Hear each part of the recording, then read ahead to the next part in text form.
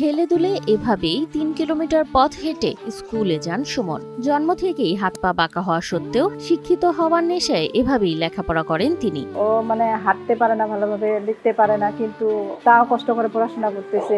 বলছি পঞ্চগড় সদর উপজেলার যতন পুখুরি গ্রামের সুমন হাসানের কথা, যার জন্ম হয় হাত পা বাঁকা নিয়ে। ভালোভাবে হাঁটতে পারে না, খেতেও পারে না।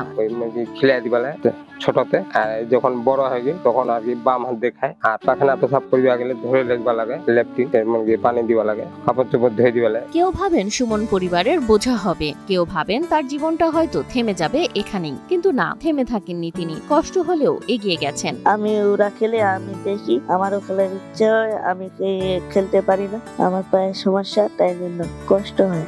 সুমন এখন নবম শ্রেণীর ছাত্র। প্রতিদিন নিজের বাঁকা দুই পায়ে ভর করি ৩ কিলোমিটার পায়ে হেঁটে স্কুলে যান তিনি। স্কুলে ক্লাস করে স্বপ্ন দেখেন একদিন ভালো কিছু করার।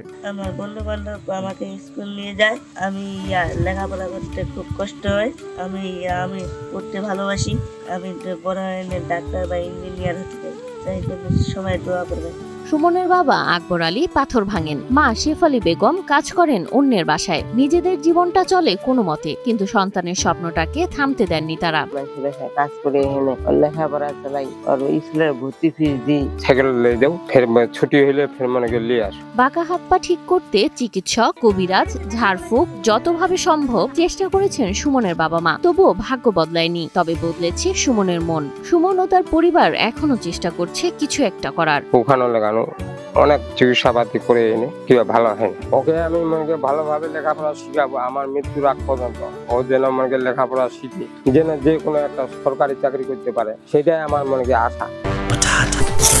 বাছাই করা আলু আর স্পাইসি সিজনিং এ প্রাণ পোটাটা চিপস নাকি বিস্কিট খেয়ে বোঝে নাও। সুমনের প্রশংসায় পঞ্চমুখ স্কুলের শিক্ষকরা গাইছেন সুমনের গুণগান। প্রায় ৩ কিলোমিটার দূর থেকে আসে এবং যে জায়গা থেকে আসে ওইদিকে যানবাহন খুব একটা চলাচল করে না, তার হাঁটতে অনেক কষ্ট হয়, আমরা লক্ষ্য করি। তারপরে সে কষ্ট করে স্কুলে আসে, রেগুলারে প্রায় স্কুল আসে।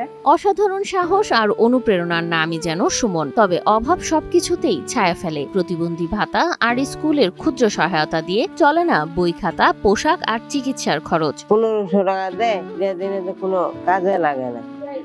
এই কাম কাজ করে হেনে এখন দিই, ওই দিনে তো 400-500 টাকা দিলাম ভর্তি ফিজের জন্য। মানে এই দিক খাবো না, মানে কি ওর বেতন, ওর ভরণ পোশাকও ভালো মতো দিতে পারি না, সেটাও আমার ওর পয়সা করে নেই। বিত্তবানদের সহায়তা পেলে আর 10টি শিশুর মতো হয়তো স্বাভাবিক জীবনে ফিরতে পারবেন সুমন।